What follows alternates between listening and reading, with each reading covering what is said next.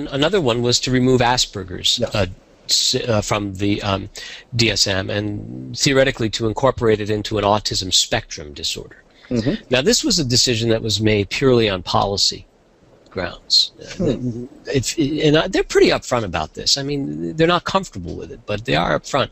That the problem here is that Asperger's, look, why does anything go into the DSM? Officially, it goes into the DSM not because we've discovered a disease out there, because they can't do that, but because there's a population that needs services that isn't covered by a diagnosis.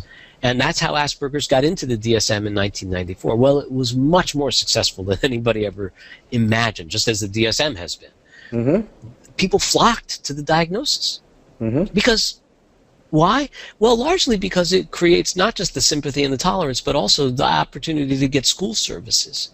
Well, two things happened as a result. One of them was that more people were getting services, but in reaction to that, fewer services were being provided to Asperger's, people diagnosed with Asperger's, and more to people diagnosed with autism, because Asperger's was considered too mild.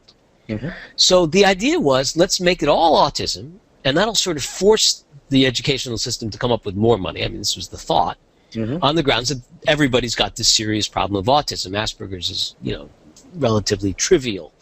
Well, what they didn't count on was the fact that in those 20 years during which the diagnosis was official, many people not only got services, they got identities. They got a sense of who they were and a community. A community. From the diagnosis. And this was remarkable. As an unintended consequence, it's a beautiful consequence.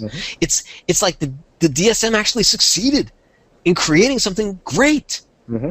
It gave people something. And they took it away. And when they announced that they were going to take it away, and they were overwhelmed with thousands of complaints, how can you do this?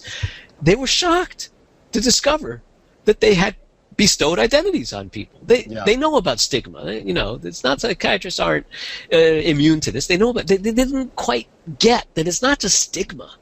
It's a sense of self.